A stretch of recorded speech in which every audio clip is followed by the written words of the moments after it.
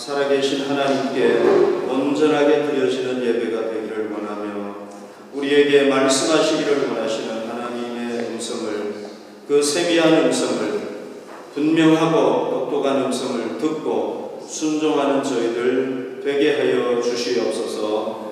예수님 이름으로 기도드립니다. 아멘.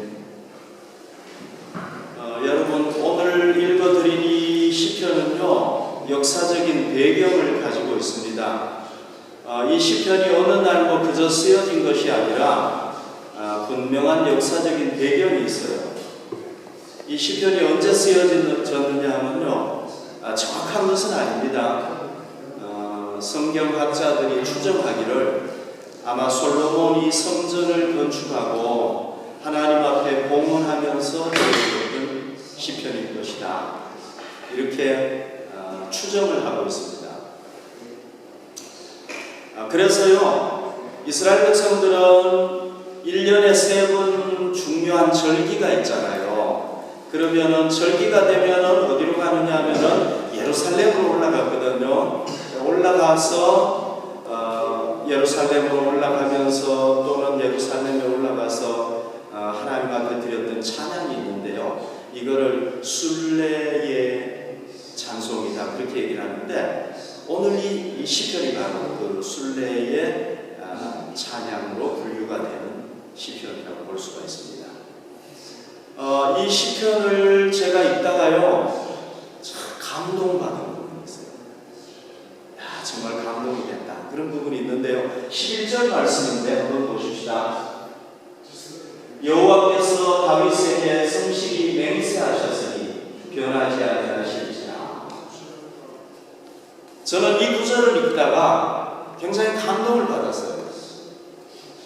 여러분들은 어떨지 모르겠는데요, 여기 보면 하나님께서, 여호와 하나님께서 다윗에게 맹세하셨다, 그렇게 얘기를 하고 있어요. 자, 여러분, 우리가 맹세는 잘 안 하잖아요. 사랑하는 사람과 이렇게 사귀는데, 만약에 사랑하는 그 여자분이 나를 안 믿어줄 때는 어떻게 해요? 마지막 수단으로 내가 맹세할게요, 하나님 앞에 맹세할게요, 그렇게 맹세하잖아요, 그죠? 맹세는 잘 안 하는 거예요, 사실. 왜냐하면 맹세했다가 안 지키면 큰일 나잖아요. 그래서 맹세는 잘, 예수님도 뭐라고 말씀하셨느냐 하면은 맹세하지 말아라. 함부로 맹세했다가 큰 인생에 정말 그 어려움을 당했던 사람이 헤롯 왕이잖아요. 헤롯 왕. 자기 딸이 춤을 너무 잘 추니까, 야, 너 나한테 구해봐라, 내가 나라의 절반이라도 너한테 주겠다. 그러니까 그 딸이 세례 요한의 목을 주십시오 그랬다가 이러지도 못하고 저러지도 못하고 참 난처한 일을 당하지 않았을까? 그 맹세는 아무 때나 하는 게 아니잖아요. 근데 여러분, 여기서 여호와 하나님께서 다윗에게 맹세를 하셨다는 거예요. 여러분, 독일의 메르켈 총리가 저한테 맹세를 하면 얼마나 제가 기분이 좋겠습니까? 메르켈 총리가, 야, 독일에 사는 동안에는 노광석 목사, 내가 너를 책임질게, 이러면 얼마나 기분이 좋겠습니까? 근데 하나님께서 다윗에게 성실하게 맹세했다. 야, 내가 이 맹세는 내가 끝까지 지킬 거야, 변하지 않을 거다, 이렇게 맹세를 했다는 거예요. 저는 이 구절을 읽다가 참 감동을 받았어요. 야, 다윗이 도대체 어떤 신앙의 인물이었길래 하나님과 저렇게 친밀한 관계를 가질 수 있었을까? 하나님께서 다윗에게 맹세할 정도로. 여러분, 우리가 아무 사람이나 만나면 맹세합니까? 오늘 알게 된 사람에게 내가 맹세합니까? 안 하잖아요. 나와 굉장히 친밀한 관계에 있는 사람에게, 그 사람을 신뢰할 수 있는 사람에게, 그래도 여러분, 뭔가 그 사람이 내가 믿을 수 있는 사람에게 우리가 맹세를 하잖아요. 아무한테나 맹세합니다. 그런데 하나님께서 다윗에게 성실하게 맹세하시고 변하지 않을 것이다. 이렇게 얘기한 것을 보면은요, 하나님 마음에 얼마나 다윗이 마음에 드는 사람이었는가 하는 걸 우리가 알 수 있습니다. 얼마나 하나님의 신뢰를 받는 사람이었는가, 얼마나 하나님의 사랑을 받는 사람이었으면 맹세를 하겠습니까? 자, 여기서 여러분, 우리가 한번 하나님과 관계를 한번 생각해 보십시다. 우리가 이 시편 132편의 내용을 우리가 지금 분석해 보면서 나는 하나님과 관계가 어떤가? 하나님이 나를 보면은, 야, 내가 맹세해줘. 내가 너를 지키도록 맹세하자. 이렇게 하나님께서 우리를 맹세하실 정도로 우리가 하나님과 친밀한 교제를 가지고 있고, 하나님을 그렇게 사랑하고 또 그렇게 하나님을 신뢰할 만한 사람입니다. 아니면은 하나님께서 우리를 보면은, 야, 좀 너가 좀 제대로 잘 신앙생활 했으면 좋겠다. 이렇게 하나님께서 좀 안타까워하시는 사람입니다. 자, 여러분, 우리도 다윗처럼 하나님께서 맹세하실 수 있는 그런 하나님과 친밀한 교제를 나누는 믿음의 사람이 되었으면 좋겠습니다. 자, 하나님께서 다윗에게요 맹세를 했는데요, 이 맹세한 내용을 보면 너무 놀라워요. 하나님께서 다윗에게 맹세를 했는데요, 그 맹세한 내용을 보면은, 와, 저 내용 내가 가졌으면 좋겠다, 저 내용이 내 삶에 적용이 됐으면 좋겠다 할 정도로 너무너무 놀라운 내용들이 많이 나오는데요, 그 내용이 뭔지 한번 보십시다. 11절에서 12절에 보면요, 이런 내용이에요. 여기 보십시오. 내 몸에, 아니, 보절의 것. 11절 그 다음에 나오네요. 내 몸의 소생을 내 왕위에 둘지라. 내 자손이 내 언약과 그들에게 교훈하는 내 증거를 지킬전대 그들의 후손도 영원히 내 왕위에 앉으리라 하셨다. 자, 하나님께서요 다윗에게 뭘 맹세하냐? 이 맹세가 여러분 우리의 맹세, 하나님께서 우리에게 주시는 맹세가 됐으면 좋겠어요. 우리의 맹세로 취했으면 좋겠어요. 그게 뭐냐면요, 니를 이어가지고 니 아들, 그 다음에 그 손자, 증손자, 고손자 계속 해가지고 왕위에서 왕이 되어서 존귀한 자로 살아가게 될 거라, 번성할 거라. 여러분, 우리 삶에 우리가 많은 복을 누리는데요, 그 복 중에 우리가 누리고 싶어하는 복 중에 하나가 뭐예요? 우리 후손이 끊어지지 아니하고 우리 후손이 계속해서 하나님의 복을 누리면서 사는 거 아니에요?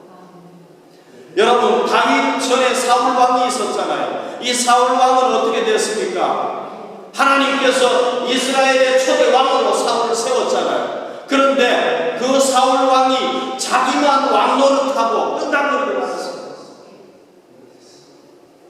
자기 왕위를 자녀에게 이어주질 못했어요. 왜? 자녀들이 4명이나 되는 아들이 다 전쟁터에서 한 번에 망하고 말았기 때문에 왕위를 물려줄 수가 없었어요. 자기 당대의 왕위가 끊어져 버리고 말았어요. 그런데 다윗은요, 하나님께서 맹세했어요. 야, 내가 너에게 맹세하는데 네 후손이 계속해가지고 왕위했습니다. 여러분, 얼마나 큰 축복입니다. 얼마나 큰 축복. 우리가 만약에 사업을 한다면 하나님께서, 야, 네 아들을, 네 자녀를 계속해서 사업이 내가 잘 되게 해주겠다, 이러면 얼마나 좋겠어요. 우리가 학자인데요, 교수면 내가 너의 후손이 계속해서 교수가 되도록 해주겠다, 이렇게 하나님께서 맹세해 주시면 얼마나 좋겠어요. 하나님께서 다윗에게 이런 맹세를 해주셨어요. 여러분, 정말 놀랍지 않습니까? 너무 놀랍죠. 자, 우리도요, 하나님께서, 야, 내가 너의 후손들을 계속해서 존귀하게 해주겠다, 너의 후손들이 망하지 않도록 해주겠다, 하나님께서 이런 복을 우리에게, 이 다윗에게 맹세했던 복이 우리의 복이 될 수 있도록 합니다. 두 번째 보면은요, 13절 14절에 나오는데요, 이것도 너무 놀라워요. 여러분 보십시오. 여호와께서 시온을 택하시고 자기 거처를 삼고자 하여 이르시기를 이는 내가 영원히 쉴 곳이라 내가 여기 거주할 것을 이를 원하였으리로다. 자, 여러분 여기서 시온이라는 게 뭐예요? 시온은요, 예루살렘을 둘러싸고 있는 산 이름이 시온산이에요. 그러니까 여기서 시온이라는 것은 예루살렘 성을 얘기하는 거예요. 예루살렘 성을 하나님께서, 여러분 다윗이 수도로 정한 곳이 바로 여기 예루살렘 성이잖아요. 그런데 하나님께서 뭐라고 맹세를 했느냐? 여호와께서 시온을 택하셨다. 그 예루살렘을 하나님의 도성으로 선택하고요, 거기를 자기 거처로 삼았다는 거예요.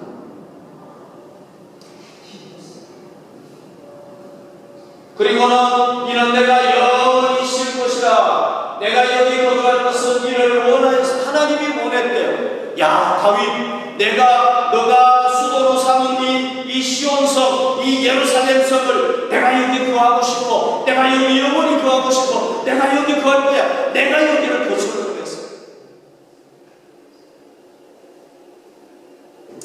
여러분, 하나님께서 거처로 정하니까요, 예루살렘 성이요, 유명한 성이 되고요, 거기서 어떤 일이 벌어집니까? 예수님께서 그 예루살렘에서 십자가 지고 죽으심으로 인류 구원을 말씀하신 것이고요, 120명의 성도들이 마가다락방에 모여서 기도했더니 그곳에 역사상 처음으로 성령님께서 임하신 역사적인 장소가 예루살렘입니다. 지금 여러분 예루살렘은 어떤 곳입니까? 기독교의 본산지고, 유대교의 본산지고, 또 회교의 본산지고, 그렇지 않죠? 캐톨릭의 본산. 하나님께서 거처를 정하시겠다고 맹세하시고 거기 거주하시니까 그렇게 됩니다. 여러분, 하나님께서 우리가 거주하는 집에, 야 내가 거기를 내가 거주하는 거처로 삼았다, 맹세할게. 이러면 얼마나 좋겠어요. 내가 사는 이 비스라엘, 여기를 하나님께서, 주님께서, 야 내가 여기를 거처로 삼을게. 내가 거주하는 이 독일, 내가 거기를 내 거처로 삼을게. 우리가 어디를 가든지, 여행을 가든 짧은 시간 어디에 가서 거주하든지 간에 하나님께서 거처로 삼으신 그런 복을 누릴 수 있으면 얼마나 좋겠어요. 여러분, 하나님께서 거주하시는 곳이 되면요, 하나님의 모든 복이 거기.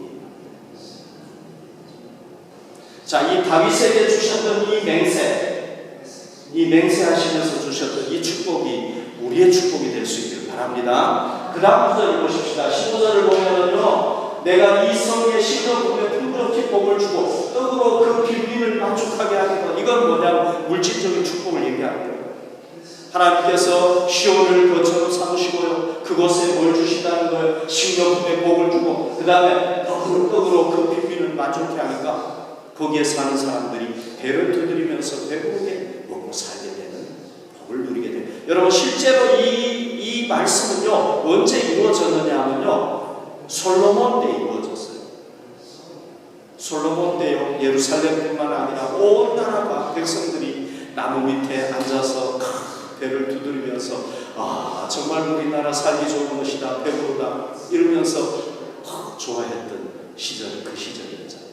그 시절은요, 은을 돌처럼 귀한 그런 시절.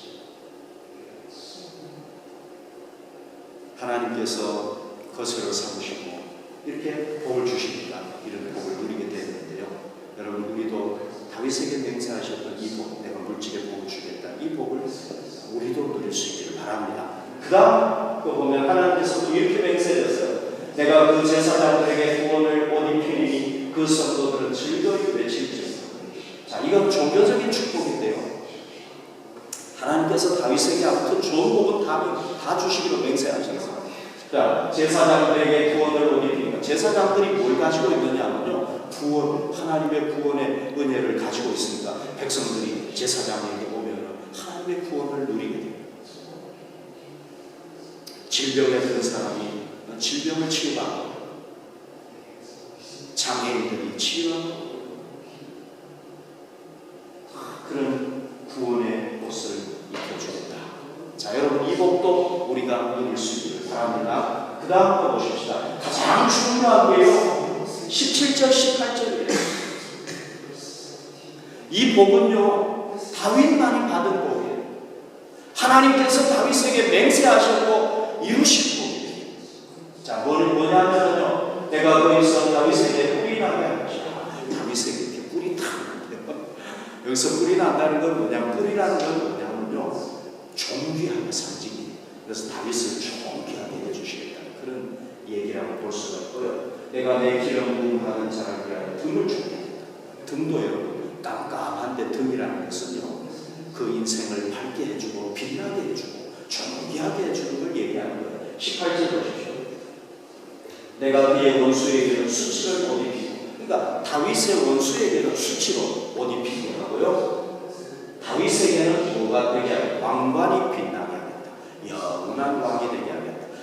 성경학자들은요, 요 17절, 18절을 가르쳐서 뭐라고 얘기를 한다면요, 메시아 언약이다, 이렇게 얘기했어요. 그러니까 다윗의 후손 중에서 예수 그리스도가 오셔가지고 그 예수 그리스도를 통해서 누가 망하게 됩니까? 마귀 사탄이 망하게 되고 원수가 망하게 되고요. 그리고 다윗의 후손들은 그 예수 그리스도를 통해서 구원받은 자들이 구원을 얻게 될 것이라는 그런 메시아 언약이라고 볼 수 있습니다. 여러분, 제가 말씀드렸죠. 성경에 나오는 수많은 인물들의 자료를 컴퓨터에 딱 입력을 하고요, 누가 가장 복된 삶을 산 사람이냐 하고 모든 자료를 딱 입력을 했는데 누가 나왔느냐면요, 다윗입니다. 성경에 나오는 기라성 같은 수많은 인물들이 나오는데 아브라함도 나오고 모세도, 여러분 모세도 대단하지 않습니까? 구약의 최고의 인물이 모세 아닙니까? 신약에 오면 바울, 베드로, 얼마나 위대한 인물들이 많이 나옵니까? 그런데 그 중에 컴퓨터에 딱 자료를 입력했더니 최고로 복 있고 정말 복된 삶을 산 사람이 누구냐? 다윗이다.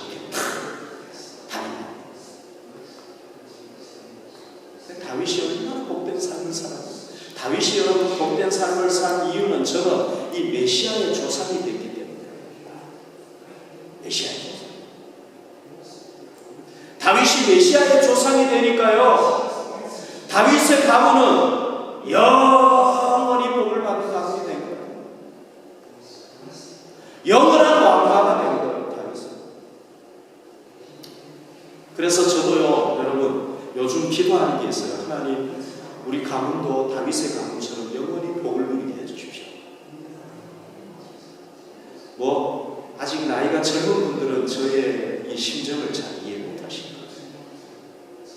왜냐하면 아직 여러분들 결혼도 안 하셨고 가문에 대해서 생각할 그런 나이가 아직 안 됐다고 생각해요. 그런데 저는 이제 좀 나이가 됐잖아요.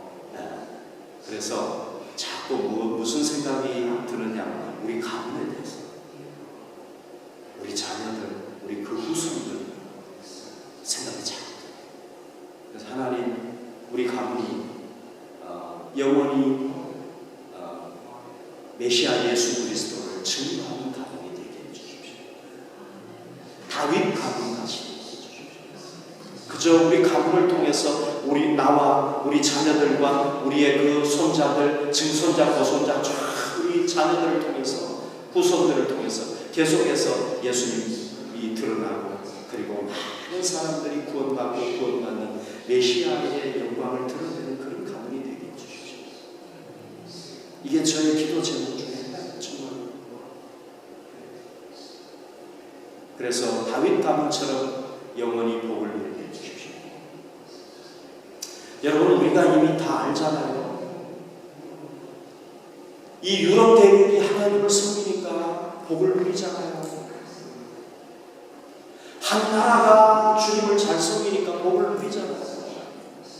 한 가문이 하나님을 잘 섬기니까 복을 누리잖아요. 여러분, 지금 이 유럽이 누렸던 복이 어디로 갔어요? 미국으로 건너가지 않았습니까? 그 미국이 누렸던 그 하나님을 믿어서 누렸던 복이 한국에 오고 아프리카로 가고 중국으로 가고 그러잖아요.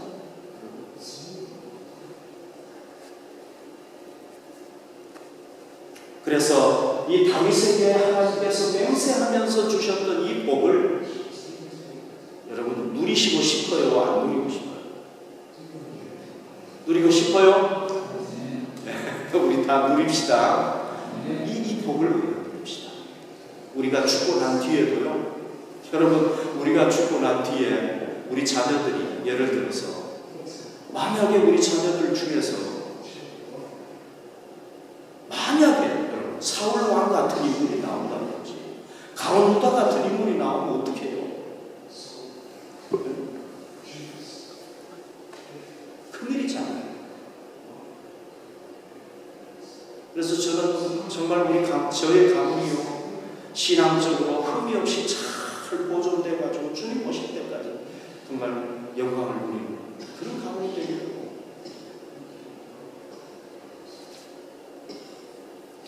여러분, 이 유럽에 수많은 사람들이 성경에 나오는 인물을 짓잖아요. 다윗이라는 인물이 되게 나와요.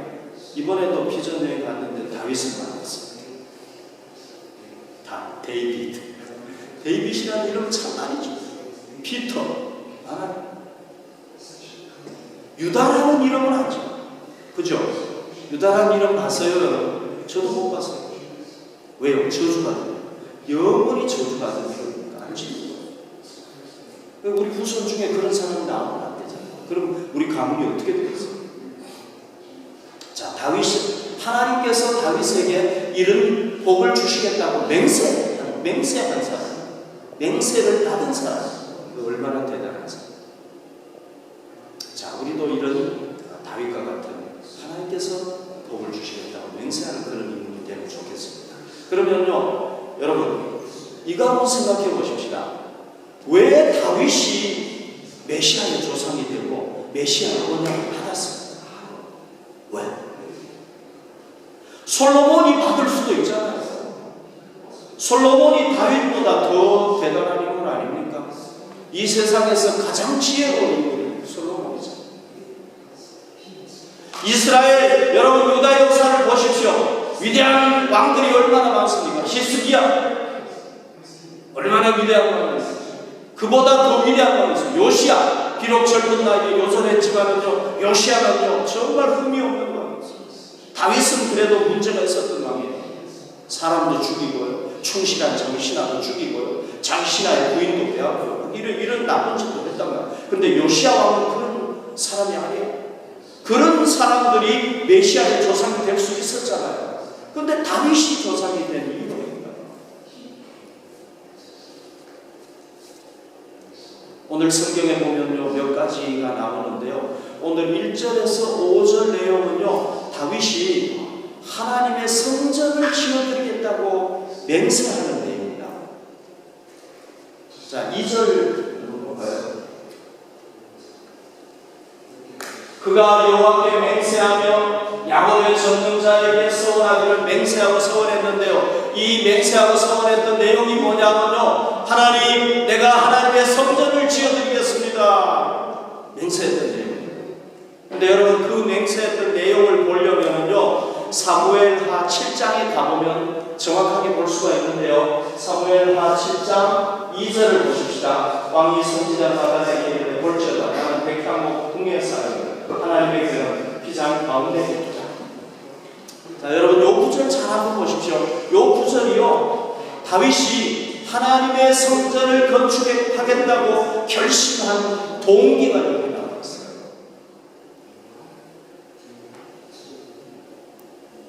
그리고 하나님 지어드리겠다고 이렇게 맹세하고 서원하니까요, 하나님께서 다윗에게 맹세하셨어요. 너에게 내가 복을 주겠다. 메시아의 가문이 되는 복을 주겠다. 그런 맹세를 하셨어요. 그러니까 다윗이 그런 맹세를 받을 수 있었던 이유가 여기에 나오는데 뭐냐면 하나님의 성전을 건축하겠다고 하는 거예요. 그런데 왜 하나님의 성전을 건축하겠다고 했느냐면요, 보십시오. 다윗이 그 예루살렘을 수도로 삼고요, 그래도 궁전이라고 좀 이렇게 지었어요. 백향목으로. 그 당시에 최고의 목재가 백향목인데요, 이 백향목으로 궁을 짓고 난 뒤에 이렇게 궁에 있는데 보니까요, 자기는 백향목 궁에 있는데 하나님이 거하시는 그 법궤, 십계명 돌판이 들어있는 그 법궤는 어디에 있느냐 하면요, 텐트에 있어요. 천막으로 된 텐트에 있어요.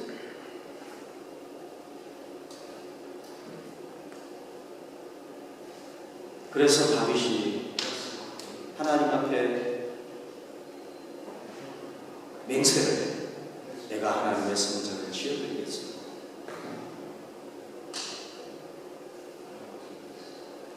여기서 결국 어떻게 되느냐면요, 하나님께서 다윗에게 메시아의 조상이 되는 그런 축복을 받게 주세요. 여기 불 좀 켜면 안 될까요? 좀 어두운데. 불 좀 켜주세요. 죄송합니다.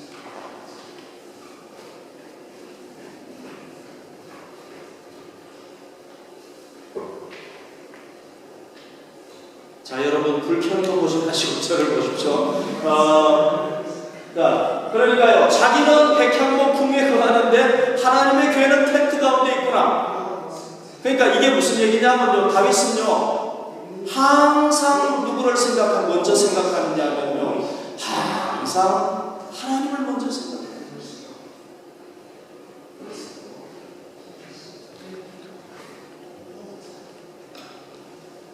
여러분, 다윗은요, 어떤 상황, 어떤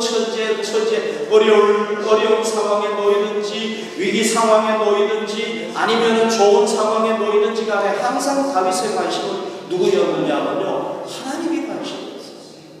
항상 포커스가 누구에게 가 있었느냐면요, 항상 하나님께. 그러니까 뭐가 되든 하나님께서 그렇게 메시아의 조상이 되는 그런 복을 주셨다는 거죠. 여러분, 초대왕 사울은요, 어떤 사람이었습니까? 하나님께서 그를 겸손하게 보시고 이스라엘의 초대왕으로 세워주셨어요. 초대왕이 되는 것은요, 엄청난 축복이에요. 여러분, 아브라함이 처음 믿음의, 구약의 처음 믿음의 사람이 되니까 믿음의 조상이 됐잖아요.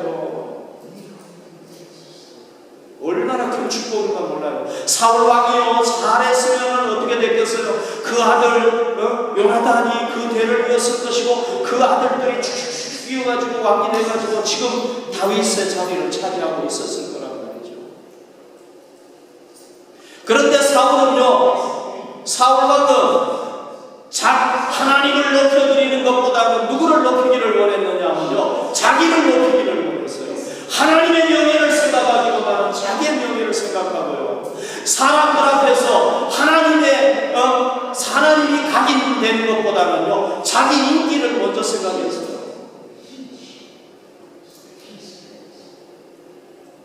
사울은요, 하나님이 첫 번째가 아니었어요. 자기가 첫 번째.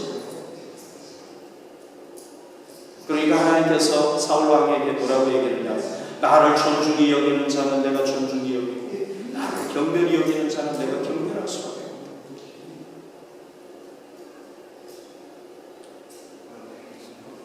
여러분, 가룟 유다도 마찬가지잖아요. 가룟 유다는요, 어떻게 해요? 자기 배만 부르면 주님은 뭐 관계가 없어요. 자기 이름이 높여질 수 있다면 주님 이름은 상관이 없어요. 결국은 예수님을 팔아버리고 말았잖아요. 자기 이름을 높이기 위해서 팔았잖아요. 자기 만족을 위해서 팔았잖아요. 근데 다윗은요, 항상 누구를 생각하느냐면 항상 하나님을 먼저 씁니다. 그래서 메시아의 조상이 될 수 있어요. 여러분, 우리도 누구를 먼저, 여러분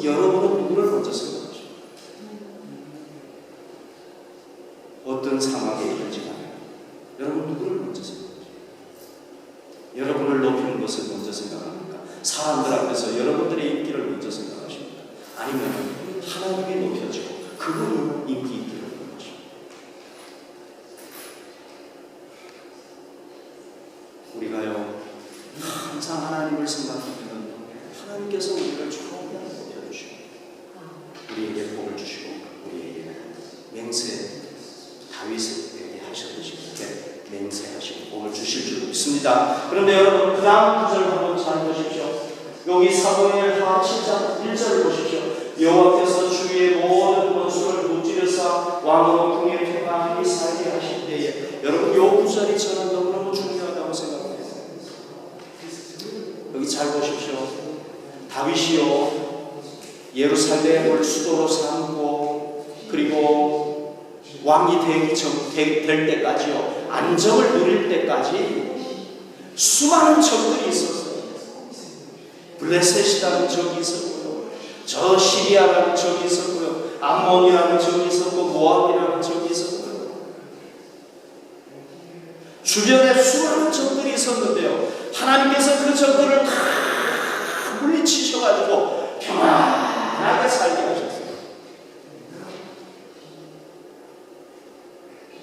여러분 우리는 평안이 있다고 하면은 뭐부터 생각합니까?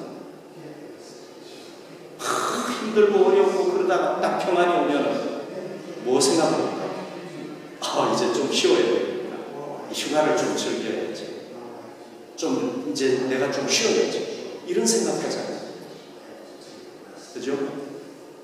힘들고 어렵고 막 힘들게 살다가 여러분 좀 이제 넉넉하게 되고 좀 부유하게 되면 누구를 생각합니까? 이제 나 자신을 생각하죠. 사람이 그렇게 돼 있어요. 우리 한국도요, 이제는 다 좀 정말 잘 살게 됐어요. 세련되게 살아야죠. 독일에서 가보면요, 한국 가보면 우리는 정말 패션도 모르는 사람 같아요. 한국 사람들은 얼마나 멋쟁인가 몰라요. 정말 파티에 나온 사람들 같아요. 파티에 나가는 사람들. 잘 꾸미고요. 모델같이 쫙 멋있어요. 그런데 이제 우리나라가 잘 살게 되니까 이제 기독교인들이 뭐 생각합니까? 이제 내가 좀 즐겨야지. 자기 자신을 생각해요.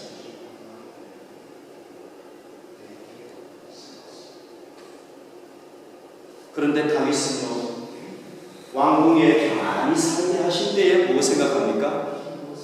평안을 누리니까 뭘 생각합니까? 하나님을 생각해요.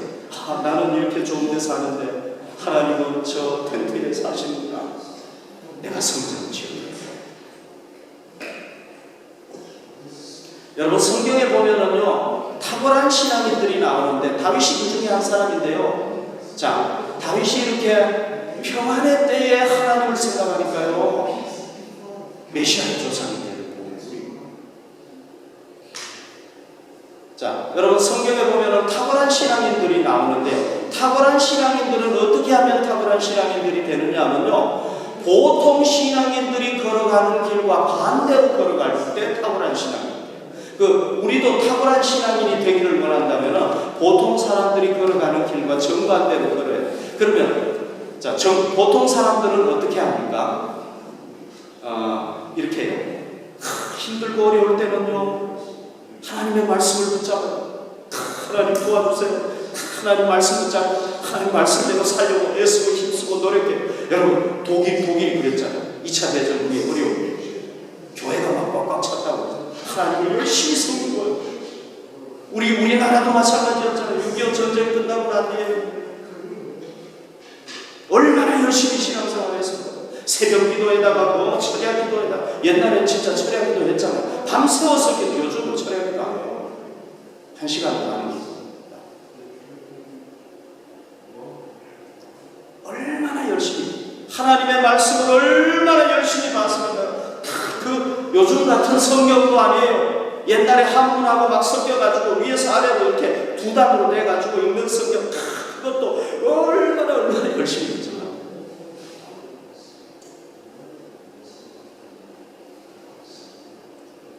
그런데 보통 사람들은 보통 신앙인은 어떻게, 이제 잘 먹고 잘 살게 되잖아요. 그러면은 성경 10장 읽던 거 5장, 또 좀 더 잘 살면 5장 읽던 거 1장, 더 잘 살면 하나님 성경을 빨리 딱 이렇게 모셔놔. 책장에다 모셔. 그게 보통 신앙. 탁월한 신앙인은 다니엘 같은 신앙인이 탁월한 신앙인인데요. 어떻게 하느냐면요, 어렵고 힘들 때 하나님 말씀을 붙잡고 편안한 상태가 됐어요. 잘 사는 상태가 됐어요. 그때는 더 하나님의 말씀을 붙잡는 거예요. 그러니까 다니엘은요, 별처럼 빛나는 거죠. 그 다음에 보통 신앙인은 어떻게 하느냐? 힘들고 어려우면은요, 하나님 앞에 기도해요. 하나님 도와주세요. 너무 힘들어요. 하나님 물질의 복을 주세요. 건강의 복을 주세요. 우리 가문 좀 잘 때 하나님 앞에 나와가지고 1시간도 기도하고 2시간도 기도하고 3시간도 기도하고 얼마나 열심히 기도합니다. 하나님께서 물질의 복을 주시고 건강의 복을 주시고 잘 살게 되면은요, 그 다음에는 3시간 기도하는 게 2시간이 되고요, 1시간이 되고 30분이 되고, 그 다음부터는 이제 식사할 때 딱 세요. 기도해도 진실하게 기도하는 거예요. 이게 보통 신앙. 성경에 여러분 보십시오. 다 그래요. 이 독일도 그렇고 한국도 그렇고 미국도 그렇고 다 그래요. 그런데 탁월한 신앙이 다니엘 같은 사람은 어떻게 하냐? 힘들고 평안할 때도 기도하지 않아요. 힘들고 어려울 때도 기도하지 않아요. 변함없이 어떤 상황이 되든지 하나님 앞에 생명 걸고 기도합니다. 이런 사람이 탁월하죠. 그 다음에 보통 사람들은요, 보통 신앙인들은요, 힘들고 어려울 때는 하나님을 생각해요. 왜? 하나님의 복을 받아야 되니까. 막 자기 있는 마음을 다해서 하나님 앞에 다 내놓고요, 하나님을 사랑하고 애쓰고 노력해요. 그런데 평안이 따보면 어떻게 돼요? 솔로몬이 그랬잖아요. 정말 하나님 사랑해가지고 1,000번제를 드릴 정도로, 황소를 1,000마리를 잡아가지고 하나님 앞에 드릴 정도로 하나님을 너무너무 사랑해요. 여러분, 1,000마리 잡아서 드릴 정도 되면요, 하나님 사랑하지 않고 못해요. 그거는 형식상으로는 못해요. 이렇게. 그런데 잘 살게 되고 평안이 오니까 어떻게 합니까? 딱 타락해가지고 수많은 흑음을 거느리고 하나님이 말씀해도 안 듣고. 그런데 다윗은 어떻게 합니까? 평안이 왔을 때 그때 하나님을 사랑해요. 여러분, 하나님께서 감동 안 받겠습니까? 우리 부모님이요, 우리를 위해서 황소 팔고 뭐 팔아가지고 자식 교육시키고 다 했는데, 참 힘들고 어려울 때는 아버님, 어머님 막 이러다가 그냥 내가 잘 먹고 잘 살게 되니까 부모님 그냥 등한히 하면은 그 부모의 마음이 기쁘겠습니까? 그런데 그때 정말 평안하고 잘 먹고 잘 살게 되었을 때 부모님 찾아가가지고 아버님, 어머님 이게 다 부모님 공입니다. 저는 한 게 없어요. 부모님 그렇게 안 하셨으면 저는 아무것도 없어요. 여러분, 이렇게 하면 부모가 감동받겠습니까? 감동받겠죠. 뭐 부모한테 뭐 금송아지 안 드려도 그것만 해도 기뻐하죠. 다윗은 평안해야 돼요. 보통 그리스도인들, 보통 신앙인들은요, 평안해지면 다 하나님 빠이빠이야. 하나님 안녕히 계십시오. 그동안 감사했습니다. 이제 좀 하나님 떠나서 좀 제멋대로 좀 제가 좀 편안하게 좀 살아보자. 다 그러는데 다윗은요, 그때 하나님을 씁니다. 하나님을 위해서 뭘 해드리겠다. 여러분, 감동이 안 되겠습니다. 이게 탁월한 신앙이에요. 자, 우리가요, 평안할 때, 잘 살게 됐을 때, 출세했을 때, 하나님의 은혜로 잘 됐을 때, 그때 우리가 변치 않고 하나님을 사랑하고 하나님을 생각할 때 하나님께서 우리에게도 맹세하시고 복을 주실 줄 믿습니다. 그 다음에는요, 그 3절에서 5절에 보면은 여기 보십시오. 이 3절에서 5절은요, 다윗이 성전을 건축하기 위해서 막 열심을 냈던 내용이 나오고 있는데요. 여러분, 하나님께서 다윗이 성전을 짓겠습니다 하니까 허락했습니까? 허락 안 했잖아요. 너는 군인으로서 피를 너무 많이 흘렸으니까 네 아들이 평화시대에 성전을 지을 거야. 너는 짓지 마 그랬어요. 그럼에도 불구하고 다윗은요, 얼마나 열심히 이 성전을 건축하기 위해서 준비하는가 몰라요. 내가 내 장막집에 들어가지 아니하며 내 침상에 옳지 않으면 다윗의 열심을 여기에 잘 표현해주고 있는 거예요. 하나님의 성전을 건축하기 위해서요, 자기 장막집에 들어가지 않았어요.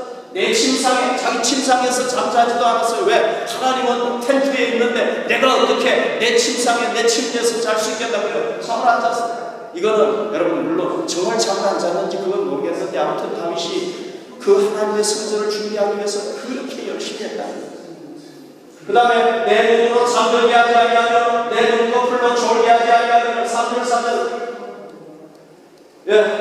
여호와의 소속은 야곱의 전문자의 성곽을 발견하기까지 하니까 하나님의 성전을 건축하기 위해서 얼마나 열심히 했다고. 여러분 성경에 보면 다 알잖아요. 다윗이 모든 걸 다 준비해가지고요, 솔로몬 때 가서 성전이 건축되는데요, 실제로 성전 건축의 주역은 누구냐면 다윗이에요. 솔로몬은 건축을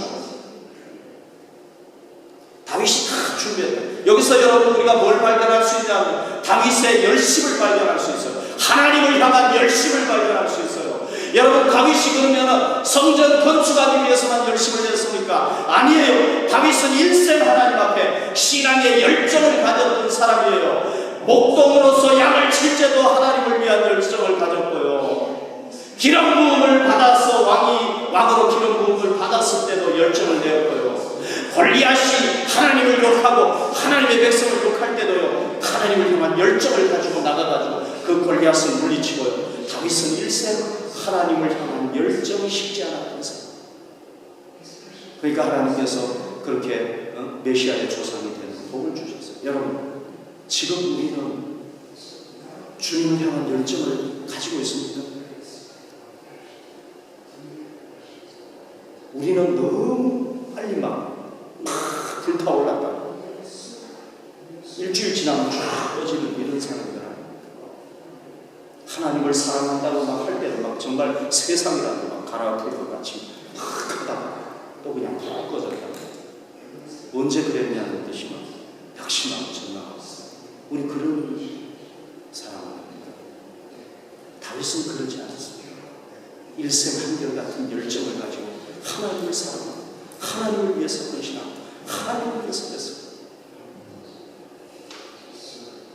이게 참 쉽지가 않죠, 그죠? 더군다나 우리 한국 사람들은 좀 뜨거운 사람들 가지고요, 했다가 또 확 식었다가 좀 이런 사람인데, 이런 민족성을 가지고 있는데, 아무튼 우리 여러분 하나님을 섬기는 때는 막 올라갔다 또 이렇게 하지 맙시다. 사람 관계도요, 막 이 기분이 막 올라갔다 이런 사람은 좀 힘들어요, 그죠? 하나님도 마찬가지겠죠. 신앙생활 잘할 때는 정말 막 세상을 뒤집어 엎을 것 같이 열정을 가지고 하다가, 그렇지 않을 때는 또 막 하나님이 근심할 정도로 하고, 우리 그러면 안 되겠죠. 다윗은요, 변함없는 열정을 가지고 하나님을 섬겼던 사람. 여러분 라오디게아 교회를 향해서 주님께서 말씀하지 않았습니까? 야, 너희들 그 옛날에 뜨거웠던 열정 어디 갔니? 좀 차든지 덥든지 야, 뜨거워져라는 얘기잖아요. 차가워져라는 얘기가 아니잖아요, 그죠? 열정을 가지고 좀 신앙생활. 너희들 그 미지근하게 신앙생활 내가 토해버리겠다, 역겹다, 그렇게 하셨다. 여러분 지금 여러분들이 미지근하게 신앙생활하고 있으면 주님께서 여러분들 향해서 잘하고 있다 이렇게 하겠습니까? 성경 말씀대로 하면 야, 내가 너 토해버리지, 그렇게 말씀하시겠죠. 여러분 많은 목회자들이 얘기합니다. 여러분 첫사랑을 회복하십시오. 첫사랑을 왜? 사랑하지 않고 첫사랑을 잊어버려요. 여러분 우리는 첫사랑을 회복하는 데 끝나는 게 아니라 그 첫사랑이 더 뜨거워지고 더 깊어지고 더 높아지는 사랑으로 가야 되겠죠. 그런 사랑으로 가야죠. 맨날 떨어졌다가 또 회복하고 떨어졌다가 이러면 안 되겠죠. 그리고 이제 6절에서 9절에 보면 마지막으로요,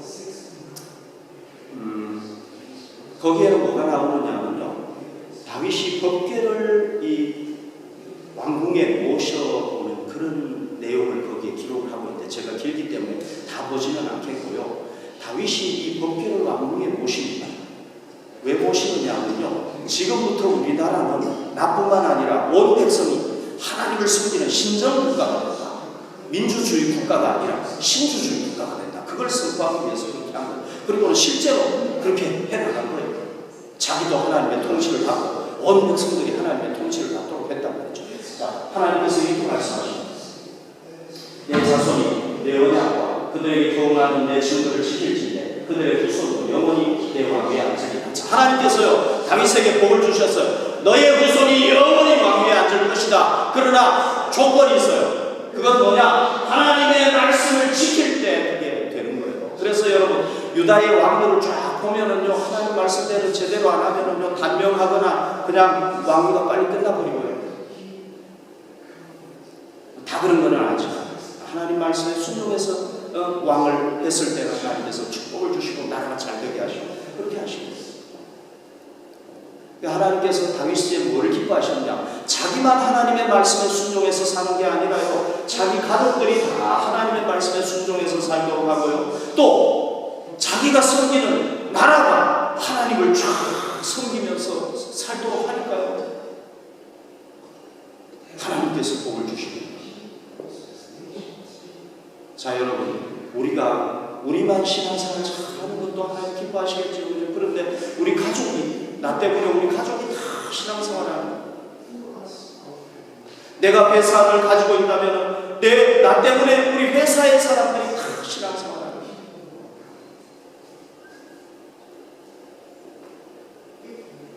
그렇게 되면 하나님께서 다윗처럼 우리를 기뻐하시고 복을 주시겠죠. 그렇죠? 여러분 하나님께서 기뻐하는 사람은 어떤 사람입니까?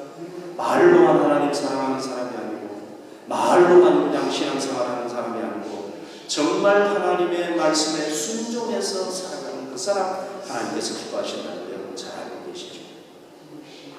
그래서 우리도 하나님의 말씀에 순종해서 살도록 성령이 보이지 않고 힘쓰고 노력할 때 다윗 같은 그런 복된 삶을 살고 하나님께서 맹세하시면서 축복하시는 그런 사람들이 될 줄로 믿습니다.